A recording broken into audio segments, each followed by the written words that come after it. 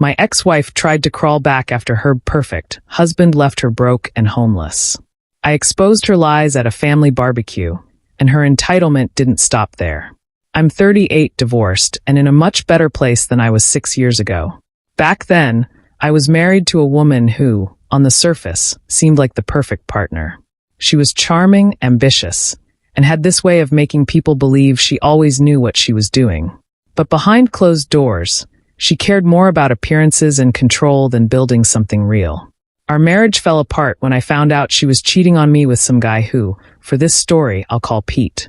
Pete was flashy, successful, and everything she thought I wasn't. She left me for him, and to make matters worse, she tried to bleed me dry in the divorce. She demanded ridiculous amounts of money, claiming she'd supported me emotionally through my career, even though we both worked full-time and she spent most of her earnings on designer bags and spa weekends. It wasn't until my lawyer dug up her hidden debts that she backed off.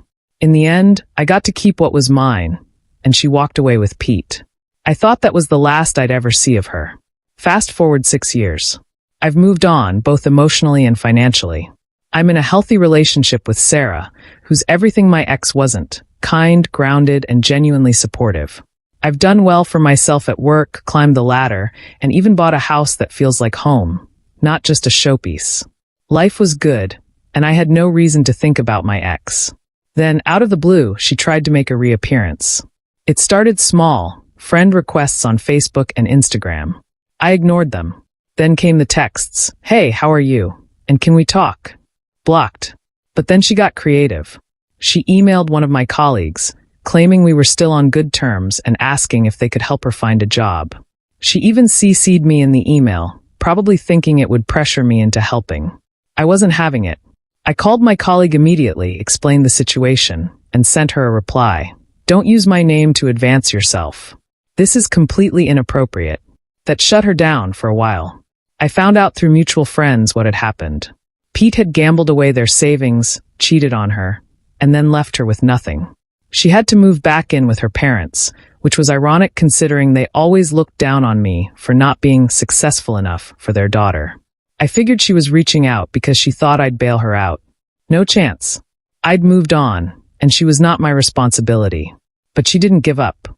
A few weeks later, I heard she was telling mutual friends that I owed her for everything she gave up during our marriage. At a dinner party, she actually had the nerve to say, "I let him keep everything in the divorce because I didn't want to fight over money." I kept my cool and replied, "That's not how I remember it.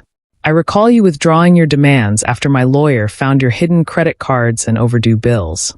She went quiet after that, but I could tell she was seething. Then she escalated. She showed up at my office unannounced, acting like she was just there to catch up.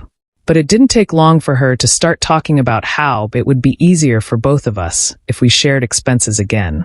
She even suggested she could help out around the house if I let her move back in. I stared at her, completely dumbfounded, before saying, "That's not happening. You made your choices, and I've moved on." She kept pushing, so I called security to escort her out. It was humiliating for her, but I wasn't going to let her bulldoze her way into my life again. The final straw came at a family barbecue last weekend. My cousin invited me and Sarah, and we were looking forward to a relaxed afternoon. What I didn't know was that my cousin's wife had invited my ex because she felt sorry for her. When I saw her walk in, my stomach sank. I considered leaving, but Sarah said, "We're not letting her ruin our day. If she starts anything, we'll handle it." It didn't take long for her to make her move.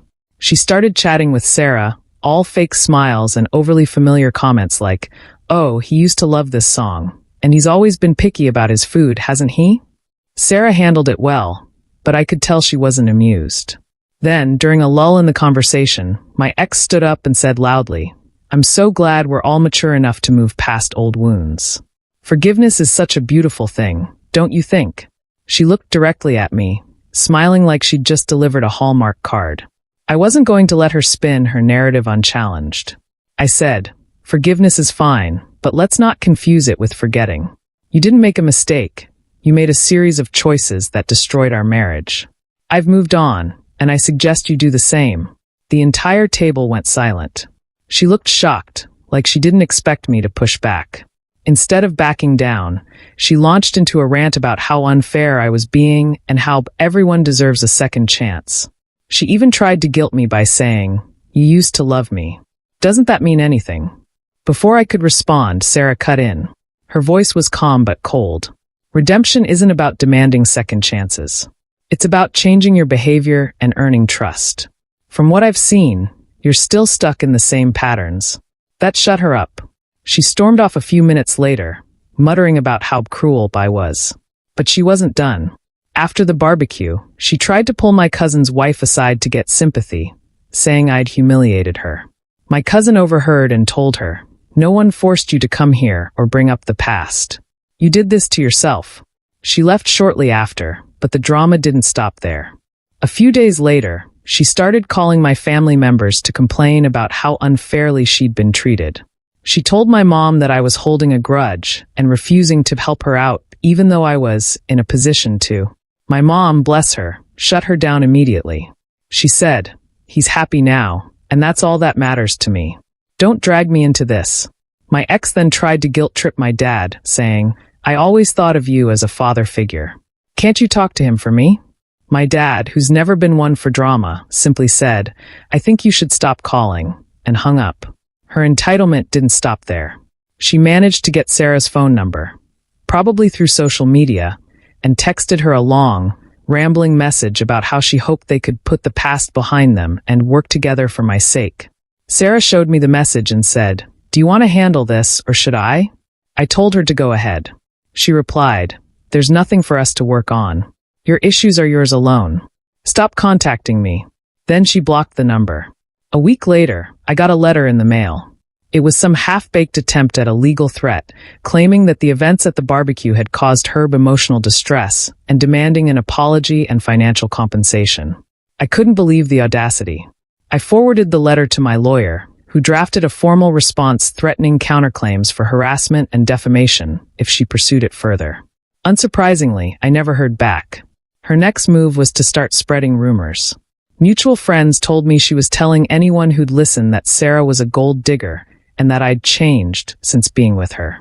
At first, I thought about ignoring it, but then I realized that letting her run her mouth unchecked wasn't an option. Sarah and I went to a mutual friend's party, where some of the rumors had been circulating. When someone brought it up, Sarah just laughed and said, "Wow, if I'm a gold digger, I must be doing a terrible job. He still makes me split the bill on date nights." Everyone laughed, and the rumors died on the spot. The last straw came when she posted a long, melodramatic rant on Facebook, tagging me and Sarah.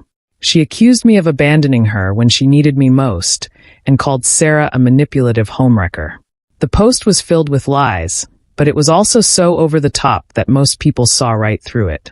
Still, I wasn't going to let her control the narrative. I wrote my own post, keeping it short and to the point. Some people use social media to air grievances instead of taking accountability for their actions. I won't be engaging in public drama, but for those wondering, my life is good, my relationships are strong, and I have no regrets about the decisions I've made. Her post backfired spectacularly. Dozens of people commented in support of me and Sarah, with many calling her out for her behavior. Within hours, she deleted the post. But the damage to her reputation was already done. Looking back, I can't say I'm surprised by how things unfolded. My ex has always been the type to avoid accountability and look for shortcuts, even if it means stepping on other people to get what she wants. What surprised me was how much stronger I'd become since our divorce. Every time she tried to manipulate me, I pushed back harder, and every time she tried to guilt me, I refused to let it stick.